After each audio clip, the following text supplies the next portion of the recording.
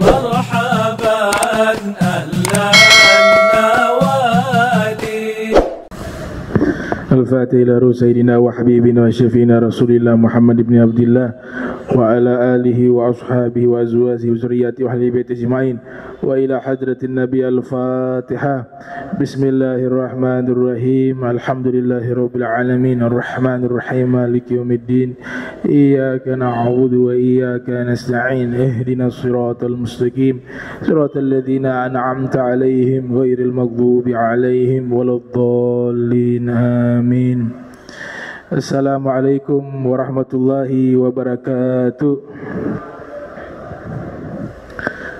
Alhamdulillahilladzi hadana li hadza wa ma kunna linahtadiya laula an hadanallah. Thumma salatu wassalamu ala Rasulillah Sayyidina Muhammad ibn Abdillah wa ala alihi wa sahbihi wa man wala, amma ba'du. Subhanak la ilma lana illa ma 'allamtana innaka antal alimul hakim. Rabbi israh li sadri wa yassir li amri wahlul 'uqdatan min lisani yafqahu qawli wasadid lisani wahdi qalbi bihaqqi sayyidina Muhammadin sallallahu alaihi wa alihi wa barakallahu. Ya man huwa fi 'uluwihi kain, ya man huwa fi fil hamid, ya man huwa fi majdihi matin. Allahumma akrimna bi nuril fahmi wa akhrijna min zulumatil wahmi warzuqna fahman nabiyyin wa hifdzal mursalin wa ilhama malaikatil muqarrabin.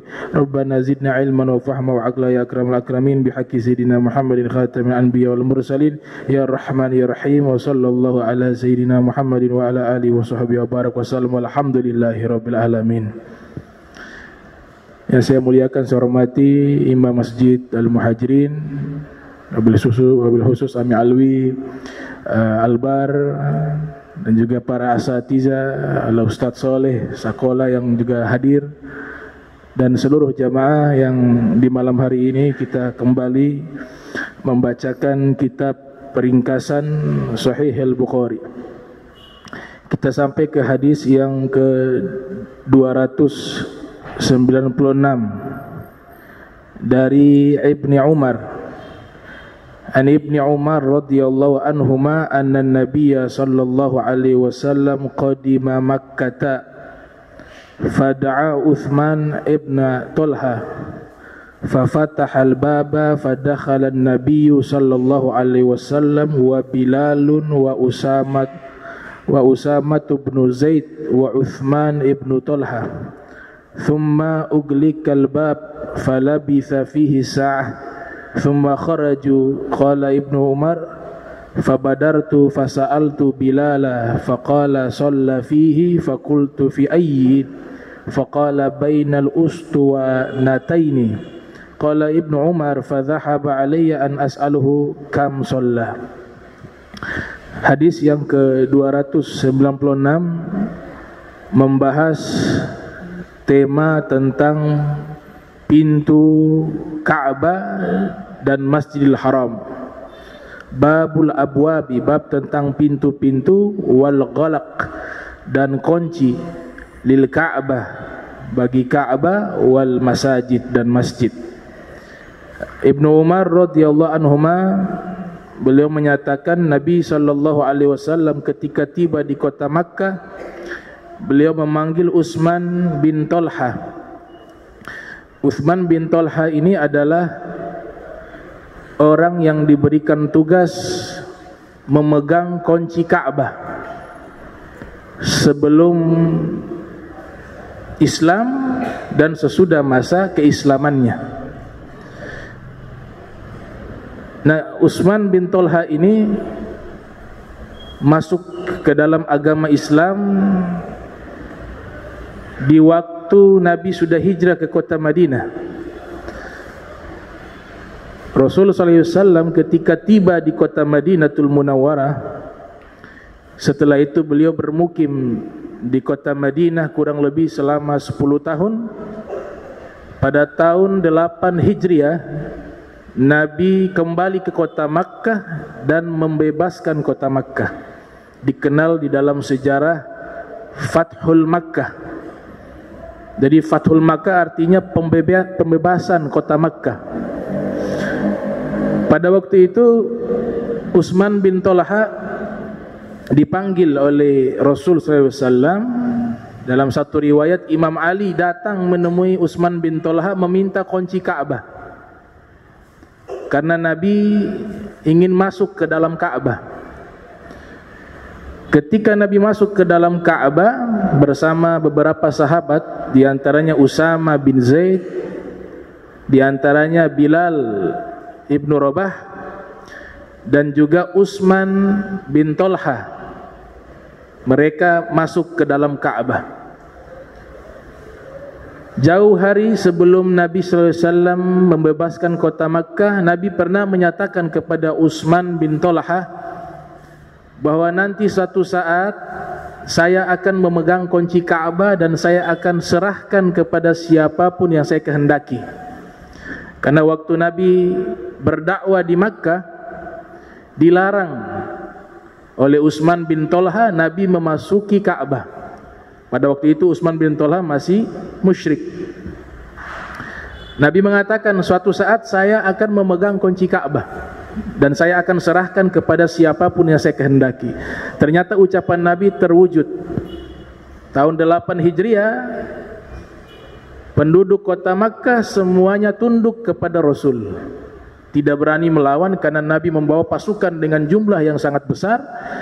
Namun Nabi sallallahu alaihi wasallam, beliau justru datang dengan sangat rendah hati dan memberikan maaf kepada penduduk Makkah yang telah mengusir beliau hingga beliau hijrah ke kota Madinatul Munawwarah.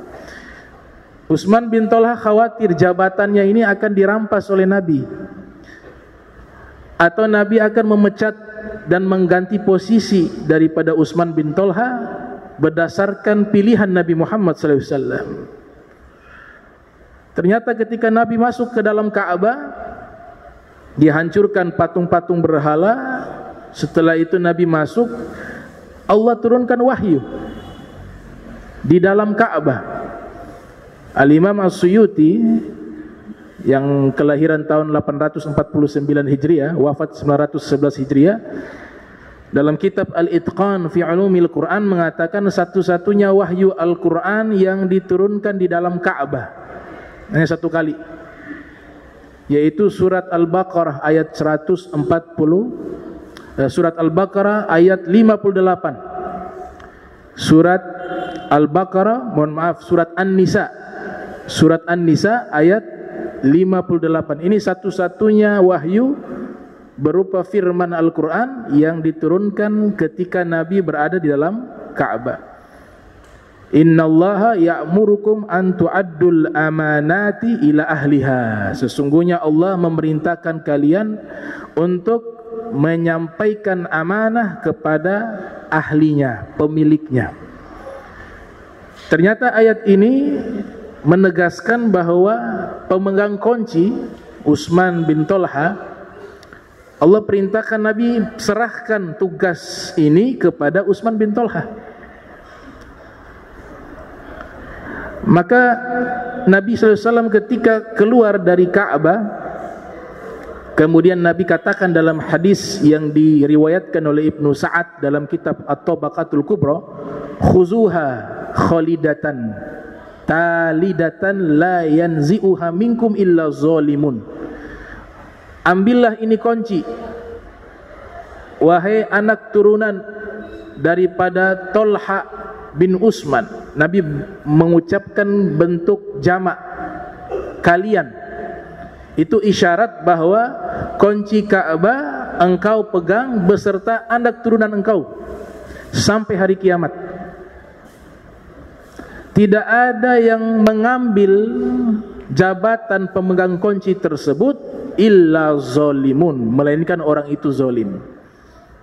Maka sampai saat ini pemegang kunci Ka'bah keturunan daripada Thalhah bin Utsman, Bani Syaibah namanya, Bani Syaibah. Semuanya mulai dari zaman Rasul sampai hari ini. Karena Nabi sudah menyatakan, dan ini sudah hak patennya Utsman bin Thalhah beserta seluruh keturunannya, bahwa yang berhak memegang kunci Ka'bah, kata Nabi, engkau dan seluruh turunanmu sampai hari kiamat, diserahkan. Nah, ini Ka'bah Dijelaskan oleh Syekh Nawawi Al-Bantani di dalam tafsirnya, Tafsir Munir, Tafsir Al-Munir. Ka'bah ini sudah dijadikan kiblat bukan hanya dari zaman Nabi Muhammad, tapi Nabi Adam juga sudah menjadikan kiblat, yaitu Ka'bah. Nabi-nabi lainnya juga menjadikan kiblatnya adalah Ka'bah.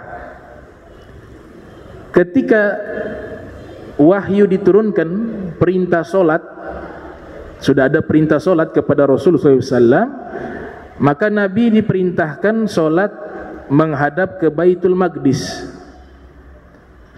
Al-Imam Ahmad ibn Ali ibn Hajar al-Asqalani dalam kitab Fathul Bari yang kelahiran tahun 773 Hijriah dan beliau wafat pada tahun 852 Hijriah menyatakan 17 bulan Nabi kita sallallahu alaihi wasallam salat menghadap Baitul Maqdis.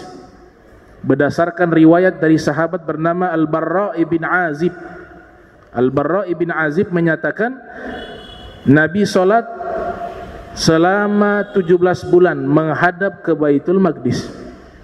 Setelah itu dipindahkan wahyu memerintahkan untuk memindahkan kiblat ke Ka'bah di bulan Sya'ban.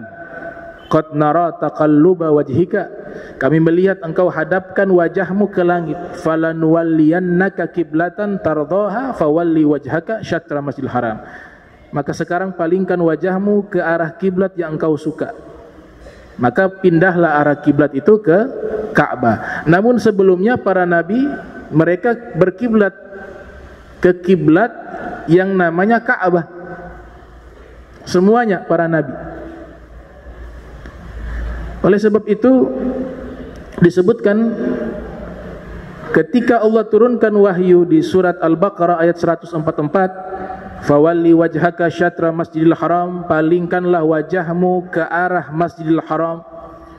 Maka ini menjadi satu aturan yang baku yang berlanjut sampai hari kiamat. Kalau kita ingin sholat, syarat wajibnya kita harus menghadap ke arah kiblat. Ayat ini menjadi pembahasan khusus di kalangan para fuqaha. Apakah yang diperintahkan menghadap ke bentuk fisik Ka'bah atau ke arah Ka'bah?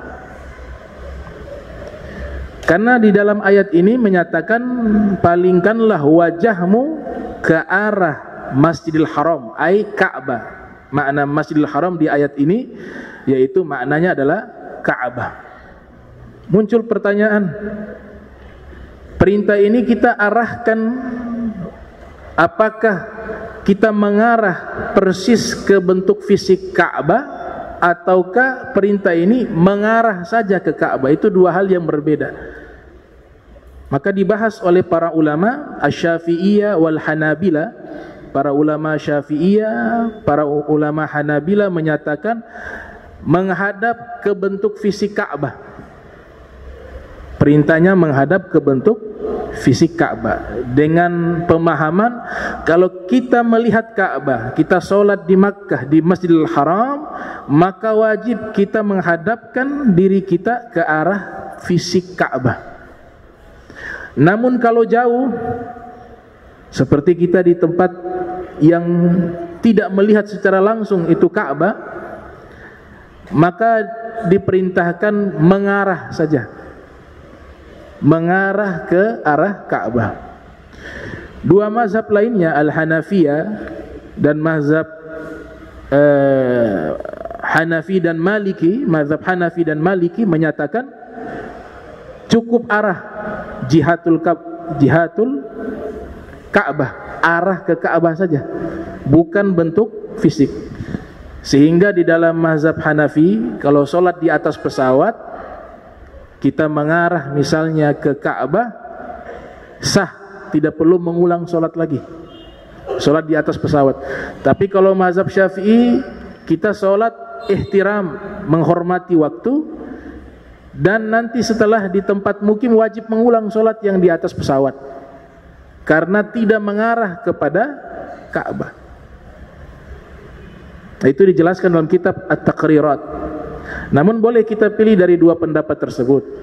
Boleh, kita tidak perlu mengulang. Ada pendapat mazhab Hanafi, boleh kita mengulang pendapat mazhab Syafi'i. Itu jelaskan dalam kitab At-Takhriratu Sadidah.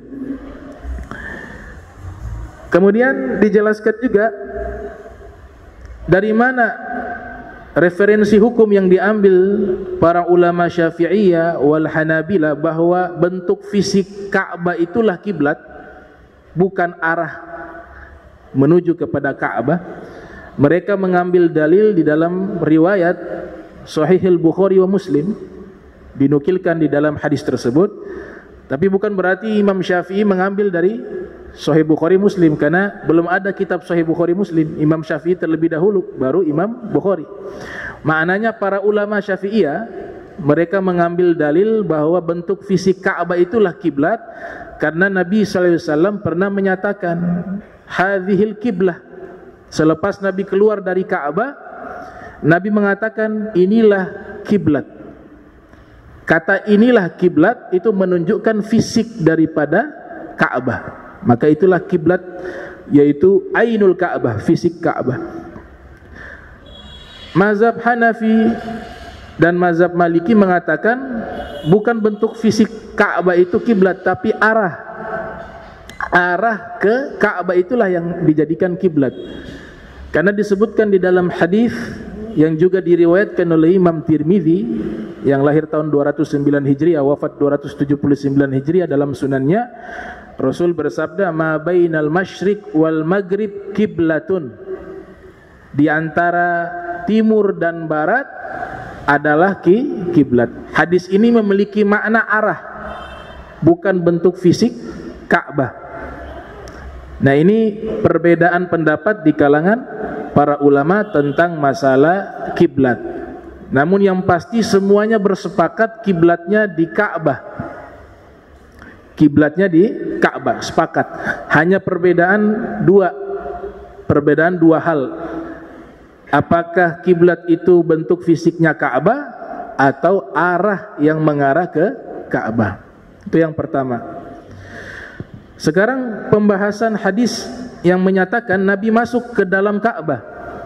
Riwayat Bukhari menjelaskan Rasul SAW masuk ke dalam Ka'bah. Kemudian Ibnu Umar bertanya, apa yang Nabi lakukan di dalam Ka'bah? Ibnu Umar bertanya kepada sahabat yang ikut menjadi saksi karena ikut masuk bersama Nabi di dalam Ka'bah, yaitu Bilal. Kata Sayyidina Bilal, Nabi sholat di setiap sudut yang ada di dalam Ka'bah. Setiap sudut yang ada di dalam Ka'bah. Maka dari sinilah mayoritas ulama menyatakan bahwa sholat di dalam Ka'bah itu hukumnya adalah sah. Sholat di dalam Ka'bah hukumnya sah. Ini mayoritas dari mazhab Syafi'i, mazhab Hanafi, mazhab Hambali. Kemudian mazhab Maliki mengatakan sholat sunnah mutlak yang sah, tapi kalau sholat wajib tidak sah, atau sholat rawatib tidak sah. Namun tiga mazhab mayoritas menyatakan sah sholat di dalam Ka'bah, baik sholat itu bentuknya sholat sunnah ataupun wajib. Itu penjelasan para a'immah tentang masalah sholat di dalam Ka'bah. Masalah yang ketiga, sholat di atas Ka'bah. Kalau tadi di dalam Ka'bah, sekarang posisinya sholat di atas Ka'bah. Nah, ternyata sholat di atas Ka'bah, mayoritas para ulama, tiga mazhab menyatakan tidak sah. Karena mereka menyatakan sudah melewati daripada bentuk fisik Ka'bah. Dua mazhab kan menyatakan kiblat itu adalah bentuk fisik Ka'bah. Kalau dia sudah ada di atas Ka'bah, berarti sudah melewati bentuk fisik Ka'bah, sehingga tidak sah. Berbeda kalau di dalam. Di dalam dia masih mengarah. Makanya Imam Syafi'i mengatakan dalam Ka'bah itu sholat menghadap ke pintu Ka'bah sah. Dalam Ka'bah, atau menghadap ke tiang Ka'bah sah, atau ke dinding Ka'bah sah. Tapi kalau sudah di atas, dia menghadap ke mana? Maka dinyatakan tidak sah. Namun mazhab Hanafi menyatakan sah. ma'al karahah, disertai dengan makruh. Sah tapi makruh. Kenapa makruh? Karena tidak beretika. Kiblat diinjak kemudian sholat. Kiblat diinjak, posisi di atas, kemudian sholat. Mazhab Hanafi mengatakan sah hukumnya, tapi dikatakan makruh. Nah, ini masalah kedua. Masalah ketiga, masalah keempat ini maudhi'un nazar. Kita sholat di depan Ka'bah. Jadi sholat ini selain di depan Ka'bah, sunnahnya melihat ke tempat sujud. Kita sunnahnya melihat ke tempat sujud, kecuali di tasyahud ketika kita mengucapkan la ilaha illallah, sunnahnya kita melihat jari telunjuk kita yang ketika tasyahud. Nah, selain daripada itu, kalau kita berada di depan Ka'bah, terjadi khilaf di kalangan para ulama. Sebagian mengatakan harus atau disunnahkan dia sholat menghadap ke Ka'bah, bukan ke tempat sujud. Pendapat kedua menyatakan tetap dia menghadap ke tempat sujud, bukan ke Ka'bah. Nah, itu mayoritas para ulama. Mazhab Maliki, mereka mengajarkan kalau sholat jangan lihat ke tempat sujud, tapi lihat ke depan.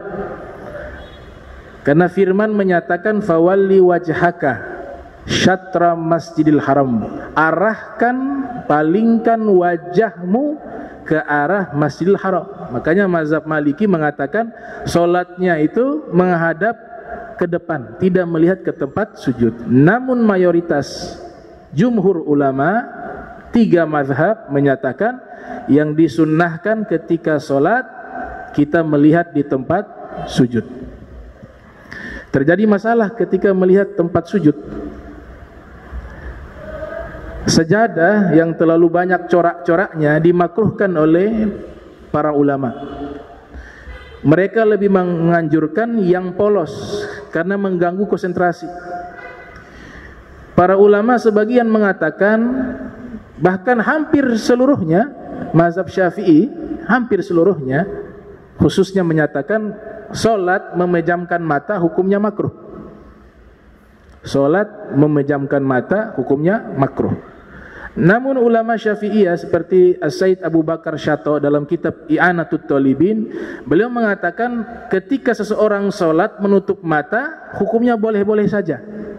Bahkan menutup mata dalam solat itu dirinci ada sekitar 5 hukum kalau diperluas, karena dinukilkan juga dari pendapat Imam Al-Ghazali yang lahir 450 Hijriah, wafat 505 Hijriah.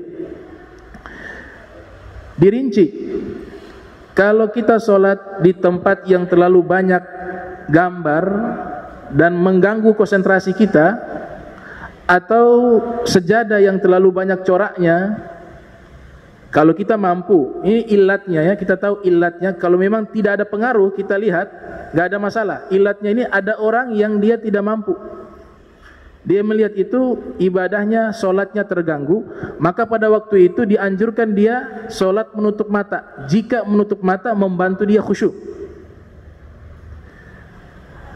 Yang kedua, menutup mata dalam sholat hukumnya wajib. Hukumnya wajib.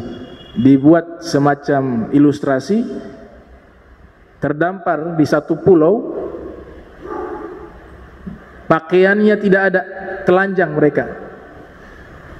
Tiba waktu sholat, mau sholat dalam keadaan telanjang itu boleh. Dalam keadaan darurat tidak ada pakaian, kewajiban sholat tidak gugur, tetap diperintahkan sholat walaupun dalam keadaan telanjang. Itu lihat bagaimana wajibnya sholat sampai seperti itu. Tidak gugur, sholat tidak pernah gugur kewajiban ini. Nah, maka ketika mereka sholat berjamaah diperbolehkan, tapi tutup mata wajib. Kenapa? Karena melihat aurat. Maka menutup mata dalam sholat ada yang wajib.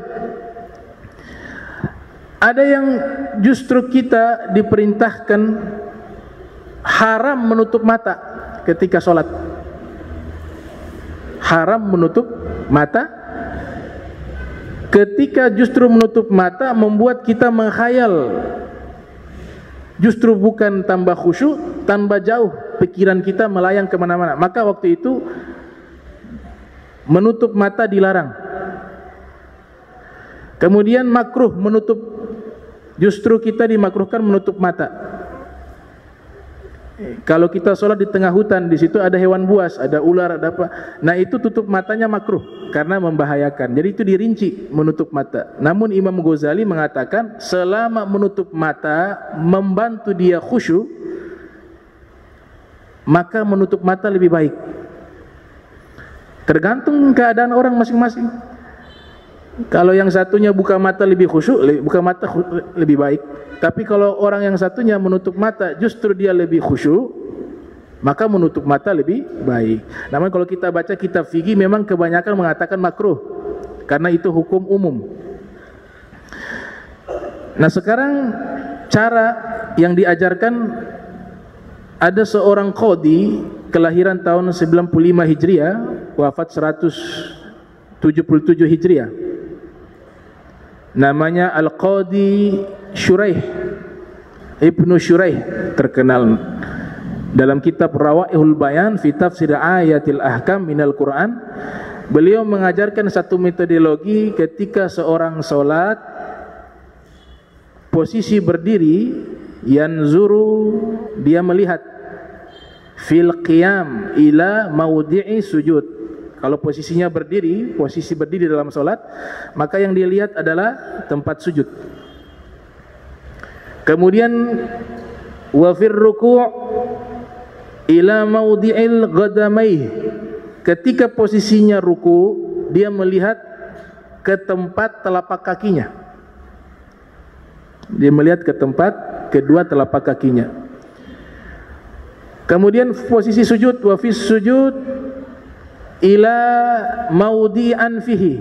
Ketika posisinya sujud, dia mengarahkan penglihatannya ke hidungnya. Wa fil qu'ud, dan di saat duduk, posisi duduk itu dia melihat ila hijrihi, ke pahanya. Dan ketika sudah tasyahud, dia kembali melihat ke jarinya, dari telunjuknya, musabbihah.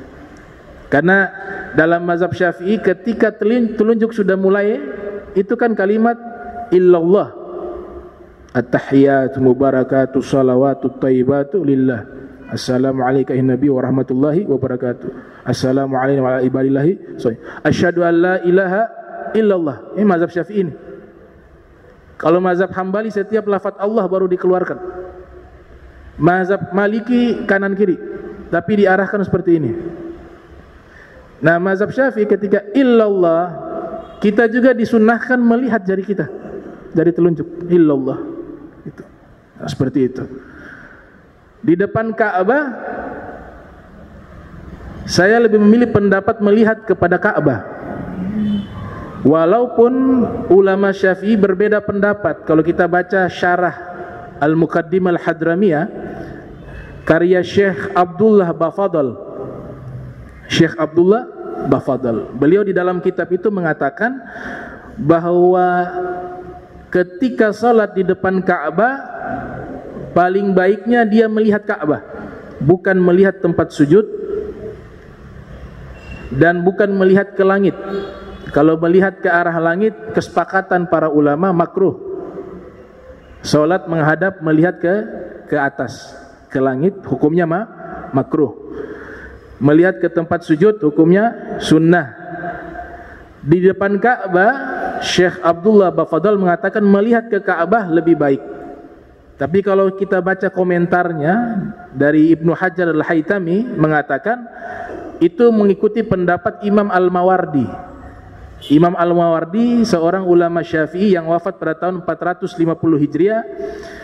Beliau mengarang satu kitab fikih berjudul Al-Hawi, 19 jilid tentang mazhab Syafi'i. Beliau berpendapat bahwa melihat kepada Ka'bah ketika sholat lebih afdal daripada tempat sujud. Ibnu Hajar Al-Haytami membantah ini. Beliau tidak sepakat. Kata beliau tetap melihat ke tempat sujud, bukan ke arah Ka'bah. Nah, saya lebih memilih pendapat Imam Al-Mawardi dan Syekh Abdullah Bafadal, walaupun saya hormati pendapat ulama Syafi'i lainnya. Kenapa saya lebih condong pendapat tersebut? Karena ada satu hadis diriwayatkan oleh Imam Al-Baihaqi, Nabi SAW bersabda, an-nazru, memandang, ilal Ka'bah ibadah, memandang kepada Ka'bah ibadah. Jadi ketika kita sholat sambil memandang Ka'bah, kita dapat pahala berlipat ganda, pahala sholat dan pahala memandang Ka'bah. Makanya biasa kalau ada kesempatan umroh, sholat depan Ka'bah, saya lihat ke Ka'bah. Sayyidina Abu Bakar Siddiq, beliau justru membuat satu cara yang unik ketika di depan Ka'bah tawaf. Di samping beliau ada Imam Ali bin Abi Thalib. Beliau bukan lihat ke arah Ka'bah, tapi lihat ke wajahnya Imam Ali sepanjang tawaf. Secara sanad ini riwayat, jadi pembahasan panjang di kalangan para ahli hadis. Ada yang mengatakan riwayat ini palsu hingga dimasukkan dalam satu kitab Al-Mawdu'at, kumpulan hadis-hadis palsu karya Ibnu Zawzi Al-Bughdadi, kelahiran tahun 510 Hijriah, wafat 597 Hijriah. Namun hadis yang seperti ini memiliki makna yang tidak kontradiktif dengan Al-Quran dan hadis Nabi. Karena dalam beberapa riwayat lainnya, Imam Suyuti membuat satu bab khusus tentang kemuliaan ulama. Di situ banyak sekali hadis-hadis yang menceritakan Nabi sallallahu alaihi wasallam bersabda, memandang wajah orang alim ibadah. Kalau memandang wajah orang alim ibadah, bagaimana memandang wajahnya Imam Ali bin Abi Thalib? Nah, itu sejarah mencatat bahwa Imam Ali bin Abi Thalib mendapatkan kemuliaan ini karena sebab ta'adduban bin Nabi sallallahu alaihi wasallam. Beliau sangat beradab dan berakhlak kepada Nabi. Sulhu Hudaybiyah, pada waktu itu surat kesepakatan antara kaum muslimin dengan orang musyrik, agar di mana di situ diizinkan orang-orang muslim bisa umroh di kota Makkah. Diadakan satu sulhu, satu perjanjian damai. Ternyata di surat perjanjian damai itu ditulis nama Nabi Muhammad dengan gelarnya Rasulullah. Ternyata orang-orang musyrik tidak setuju dengan itu. Mereka katakan, kalau kami percaya ya dia Rasulullah, buat apa kami musuhi dia? Kata orang musyrik. Maka ini kesepakatan kami tidak setuju. Kata Rasulullah itu dihapus, utusan Allah itu dihapus. Sebut saja Muhammad bin Abdullah, baru kami setuju. Kata orang musyrik. Diutus seorang namanya Suhail. Suhail ini berdiplomasi dengan Rasulullah, dan di situ ada Imam Ali yang juga mencatat perjanjian tersebut. Nabi mengatakan kepada Imam Ali, ya Ali umhu, wahai Ali, ikut mau mereka, hapus gelar saya. Rasulullah itu dihapus. Tulis saja Muhammad ibni Abdullah, Muhammad putranya Abdullah.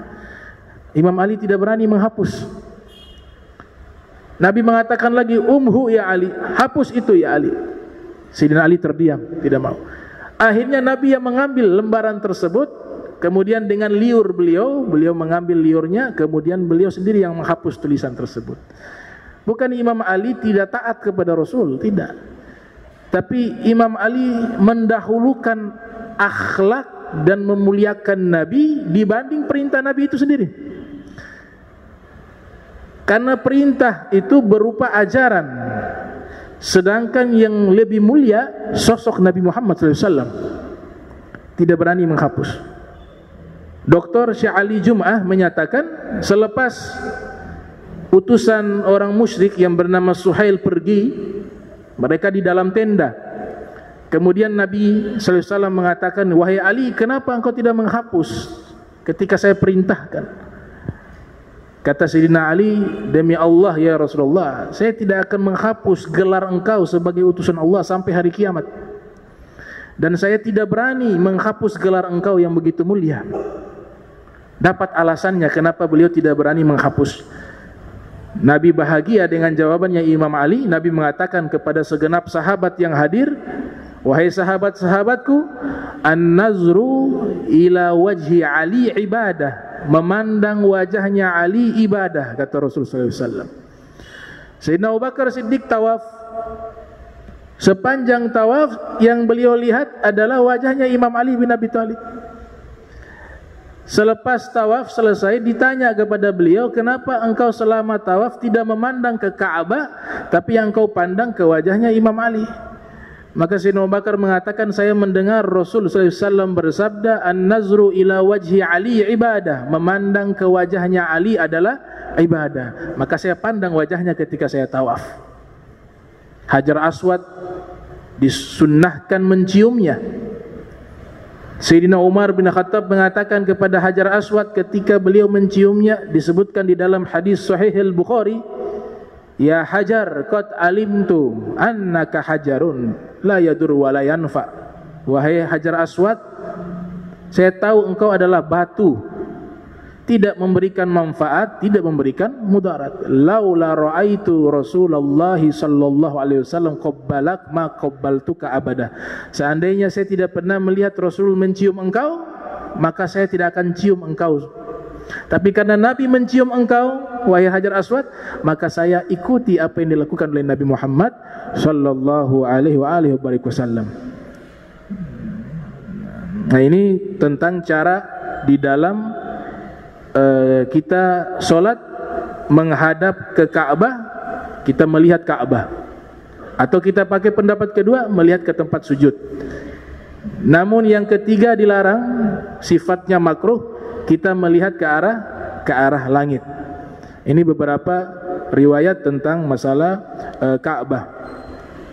Kemudian dijelaskan oleh Syekh Ali As-Sobuni rahimahumullah bahwa Ka'bah ini pertama kali dibangun oleh Nabi Adam alaihissalam, kemudian diteruskan oleh Nabi Ibrahim beserta Nabi Ismail. Nah, begitu mulianya Ka'bah sehingga dijadikan kiblatnya Nabi Muhammad SAW, sehingga Allah perintahkan seluruh para nabi untuk berkiblat ke Ka'bah. Kenapa demikian? Karena Allah Ta'ala sudah mengetahui bahwa Nabi Muhammad SAW kelak nanti beliau dalam hatinya ingin menjadikan Ka'bah itu sebagai kiblat. Maka ada kalimat tardoha, yang engkau ridho, yang engkau senang, itulah kiblat. Jadi kiblat itu adalah keputusan hatinya Nabi. Nabi ketika di Makkah, walaupun perintah kiblat itu menghadap ke Baitul Maqdis, tapi Nabi cinta kepada Ka'bah, mencari posisi solat menghadap kepada Baitul Maqdis dan juga sekaligus mengarah ke Ka'bah. Jadi kalau Rasulullah solat di Makkah, pada waktu itu kiblat masih Baitul Maqdis, Nabi cari posisi yang bisa mendapatkan dua kiblat sekaligus, yaitu Ka'bah dengan Baitul Maqdis. Karena Nabi sangat senang kiblat itu adalah Ka'bah. Kakek buyutnya yang membangunnya, Nabi Ibrahim sama Nabi Ismail. Peletakan fondasi Nabi Adam, tapi pembangunannya adalah Nabi Ibrahim dan Nabi Ismail. Kemudian pengawasnya malaikat Jibril, dan perintahnya dari Allah Subhanahu wa ta'ala. Nabi hijrah ke kota Madinah. Di kota Madinah kalau sholat menghadap Baitul Maqdis, secara otomatis Ka'bah posisinya di belakang. Sehingga Nabi dalam hatinya ini merasa tidak nyaman. Beliau inginnya kiblat itu di Ka'bah, tapi ketika hijrah di Madinah sudah berlawanan ke menghadap ke Baitul Maqdis, Ka'bahnya posisinya di belakang. Tidak bisa seperti di Makkah. Kalau di Makkah beliau mengambil dua kiblat sekaligus. Maka inilah yang Allah nyatakan, kami melihat engkau hadapkan wajahmu ke langit. Rasul belum meminta kepada Allah berupa doa, tapi masih keinginan dalam hati bahwa kiblat yang beliau inginkan ke arah Ka'bah yang ada di Makkah. Maka Allah nyatakan fawalli wajhaka syatra Masjidil Haram, palingkan wajahmu ke arah Masjidil Haram. Qad nara taqalluba wajhika fis sama' falanwalliyannaka kiblatan tardaha. Sekarang arahkan wajahmu ke kiblat yang engkau suka, tardaha. Kalau Nabi ingin kiblatnya ke Ternate, bisa jadi Ternate. Nabi ingin kiblatnya di Jakarta, bisa di Jakarta. Nabi inginnya kiblatnya di Yaman, bisa kiblatnya di Yaman. Jadi bukan Ka'bah itu memang sudah harus kiblatnya di situ, tidak. Tapi karena keinginan Nabi Muhammad SAW, Ka'bah itu menjadi kiblat, maka Allah jadikan Ka'bah itu sebagai kiblatnya kita sampai hari kiamat. Nanti setelah mendekati hari kiamat, ini kiblat atau Ka'bah ini dihancurkan. Dan Nabi SAW sudah menjelaskan secara rinci siapa yang menghancurkan Ka'bah. Nabi mengatakan orang Habasyah. Habasyah itu orang Ethiopia. Kemudian Nabi jelaskan ciri-ciri fisiknya. Matanya sebelah itu buta, betisnya seperti ini, dijelaskan secara rinci dalam hadis Rasul SAW. Nah, para ulama mengatakan Nabi SAW dibuka tabir, hijab, sehingga Nabi bisa melihat masa depan. Jadi Nabi ceritakan itu bukan lewat pendengaran wahyu, tapi Nabi jelaskan seperti itu secara rinci. Itu Allah bukakan tabir, Nabi bisa melihat sampai ke masa depan di mana Ka'bah dihancurkan. Sehingga Nabi ceritakan orangnya seperti ini, asalnya begini, matanya begini, betisnya begini, warna kulitnya begini. Itu Nabi lihat langsung. Kita baca dalam Al-Quran, berapa banyak ayat ketika Allah khitab, Allah berfirman, Allah mengatakan kepada Nabi, alam taro kaifa fa'ala rabbuka bi ashabil fil, alam taro. Berapa banyak ayat dalam Al-Quran Allah sebutkan alam taro. Memang terjemahan yang dijadikan rujukan, terjemahan dari Kementerian Agama Islam, itu menyebutkan tidaklah engkau tahu. Kebanyakan terjemahannya seperti itu. Tapi kalau kita mendalami secara bahasa, kata taro itu bukan mengetahui, melihat. Dari kata ro'a yara ru'yatan, artinya melihat. Maksud daripada melihat di sini, Allah ingatkan kejadian-kejadian masa lampau yang ruhanianya Nabi menyaksikan itu. Bukan hanya mendengar, tapi Nabi melihat dengan alam ruhaninya. Makanya Allah sebut, tidaklah engkau melihat, alam tara kaifa fa'ala rabbuka bi ashabil fil. Itu Nabi saksikan bagaimana pasukan bergajah dihancurkan oleh Allah Subhanahu wa taala. Nabi saksikan. Dan ini terjadi seperti kasus Isra-nya Nabi. Waktu Nabi Isra kembali ke kota Makkah, Nabi ceritakan kepada penduduk Makkah bahwa Nabi sudah melakukan perjalanan di malam itu dari Makkah menuju Palestina, kembali lagi ke Makkah. Mereka mengatakan ini gila, perjalanan 1 bulan. Nabi mengatakan ditempuh hanya waktu setengah malam. Qabla ayabrudal fars, dalam kitab Maulid Ad-Dibai dikatakan saking cepat perjalanan tersebut, kasurnya Nabi itu masih panas, tidak masuk di akal. Dr. Said Ramdan Al-Buti dalam kitab Fiqih Sirah Nabawiyah mengatakan Nabi belum ceritakan Mi'raj kepada mereka. Mi'raj kan perjalanan ke langit. Nabi masih menceritakan Al-Isra, perjalanan dari Makkah ke Palestina. Subhanalladzi asra bi 'abdihi laila minal masjidil haram ilal masjidil aqsa. Kenapa Nabi tidak ceritakan Mi'raj? Karena logikanya kalau yang Isra saja tidak percaya, bagaimana yang Mi'raj? Mi'raj itu perjalanan bukan lagi antara satu negara ke negara lain. Tidak berbicara tentang dunia atau bumi, tapi Mi'raj berbicara tentang langit. Nah, Nabi ceritakan Isra, mereka tidak percaya, maka Nabi tidak perlu lagi ceritakan Mi'raj. Ada yang menantang Nabi Muhammad SAW, mengatakan, kalau benar engkau Isra pergi ke Baitul Maqdis, dan mereka tahu Nabi belum pernah menginjak negeri tersebut, ceritakan tentang ciri-ciri fisik itu Baitul Maqdis, berapa jendela itu masjid, berapa tiangnya, warna apa, dan seterusnya dan seterusnya. Rasulullah melakukan perjalanan itu bukan wisata menghitung jendela, tiang, enggak. Ada perjalanan yang lebih agung daripada itu. Mereka tantang, berapa jendelanya, berapa tiangnya, itu warna apa itu masjid, posisinya di mana. Allah Ta'ala berikan mukjizat kepada Rasul SAW, ditampilkan itu masjid Baitul Maqdis, ditampilkan di hadapan Nabi Muhammad SAW. Kemudian Nabi katakan jendelanya sekian, tiangnya sekian. Mereka mengatakan sodakta, sodakta, engkau benar, engkau benar, engkau benar. Dari awal sampai akhir mereka katakan engkau benar, engkau benar. Nabi jelaskan dengan sangat mudah. Kenapa? Di depannya ada masjid. Ini jendela sekian, tiangnya sekian. Kalau hal ini mungkin terjadi, Nabi bisa melihatnya, sedangkan dia di Palestina, Nabi di Makkah, maka kemungkinan juga yang lain juga Nabi lihat. Dajjal, Nabi ceritakan fisiknya. Imam Mahdi, Nabi ceritakan fisiknya. Yang menghancurkan Ka'bah, Nabi ceritakan fisiknya. Itu Nabi bukan sekedar bercerita lewat sam'iyah, lewat wahyu didengar kemudian disampaikan. Nabi Muhammad berbeda dengan nabi-nabi lainnya. Nabi-nabi lainnya mendapatkan informasi surga neraka dan informasi tentang asma dan sifat-sifat Allah dan kebesaran Allah. Mereka para nabi yang lainnya belum pernah melihat itu. Nabi-nabi lain belum pernah melihat neraka, belum pernah melihat surga, belum pernah melihat Sidratul Muntaha, belum pernah melihat arsy-Nya Allah, belum pernah semua para nabi. Kecuali Nabi Muhammad sallallahu alaihi wasallam.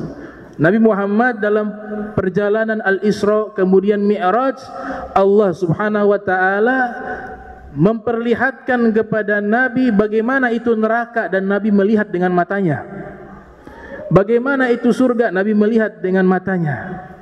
Bagaimana Allah, Nabi melihat dengan matanya. Itu khususnya Nabi kita Muhammad sallallahu alaihi wa alihi wasallam.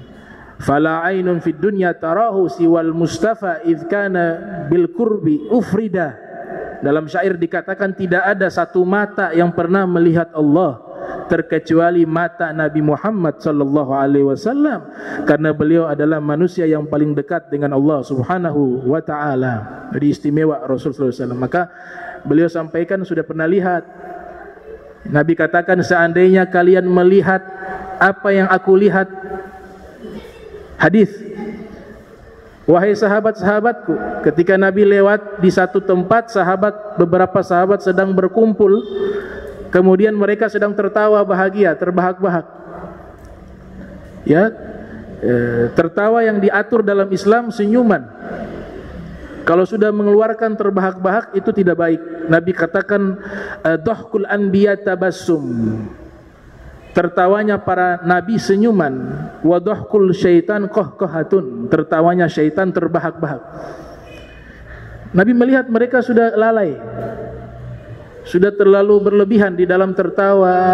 Ya, Imam Ja'far Shadiq mengatakan orang kalau kebanyakan tertawa mematikan hati. Tidak dilarang tertawa, tidak dilarang itu. Membahagiakan hati sesuatu hal yang diperbolehkan. Tapi ketika gulu berlebihan, ada efek negatif di dalam hati kita. Maka Nabi mengatakan, wahai sahabat-sahabatku, seandainya kalian melihat apa yang aku lihat, katanya lihat di sini, kama aro, sebagaimana yang aku lihat, maka niscaya kalian lebih banyak menangis daripada tertawa. Hadis ini dijelaskan oleh para muhaddithun. Hadis ini sangkut pautnya dengan Nabi melihat neraka. Nabi sudah pernah masuk ke dalam neraka, melihat neraka, itu mengerikan. Sehingga Nabi katakan, kalau kalian pernah melihat neraka, ini maksud dari hadis tersebut, maka yang kalian lakukan lebih banyak menangis daripada tertawa. Ini kalimat melihat. Jadi Rasul lihat. Kita ini masih terbatas informasi kita dengar, kita imani. Tapi imannya Rasulullah sudah kelas hakul yakin. Al-Habib Abdullah bin Muhsin Al-Attas mengatakan, ada ainul yakin, ada ilmul yakin, ada hakul yakin. Kita ini ilmul yakin. Semua yang kita dapat tentang akhirat masih berupa informasi. Yang kita dengar itu masih ilmu yakin. Tahu lewat mana? Lewat nas, lewat Al-Quran, lewat hadis. Naik tingkatan kedua ainul yakin. Dia sudah lihat, tapi belum langsung. Dibuat analogi, ilmu yakin itu ada sahabat dekat kita mampir ke rumah seseorang. Ada orang kabarkan kepada kita, itu kawan baikmu ada di rumah fulan bin fulan. Oh, ada di situ? Iya. Itu ilmu yakin. Dia sudah tahu ada di situ, tapi belum lihat, belum bertemu. Naik kelas 2, ainul yakin. Ada yang kabarkan kepada saya, itu ada sahabatmu di rumah fulan bin fulan. Saya datang ke sana. Tapi saya lihat dia dari luar rumah, jendela. Oh iya betul ada dia. Itu ainul yakin. Tapi kalau hakul yakin, dia sudah masuk di rumah tersebut dan langsung bertemu dengan sahabatnya. Itu hakul yakin, dan itu hanya Nabi Muhammad SAW. Muhammad melihat Allah, melihat surga, melihat neraka. Nah, ini pembahasan singkat tentang Ka'bah. InsyaAllah kita lanjutkan lagi di hadis 297, membahas tentang masalah yang tentang juga Ka'bah dan juga sholat witir. Pertemuan berikut kita akan bahas tentang masalah sholatul witri. Mudah-mudahan ini bisa bermanfaat. Bismillahirrahmanirrahim. Alhamdulillahirabbil alamin. Allahumma shalli wa sallim ala sayyidina Muhammad wa sayyidina Muhammad. Allahumma jam'ana hadza jam'a marhuma wa tafarraqana min ba'di tafarraqa ma'zuma wa la tajal minna wa la minna syaqi wa la mahruma. Allahumma nadhih qulubana 'ani ta'alluqi biman dunak waj'alna min qaumin tuhibbuhum yuhibbunak. Subhanaka bihamdika asyhadu an la ilaha illa anta astaghfiruka wa atubu ilaihi. Wa sallallahu ala sayyidina Muhammadin wa ala alihi wa sahbihi wa barik wa sallam. Wa lafu minkum. Wassalamu alaikum warahmatullahi wabarakatuh.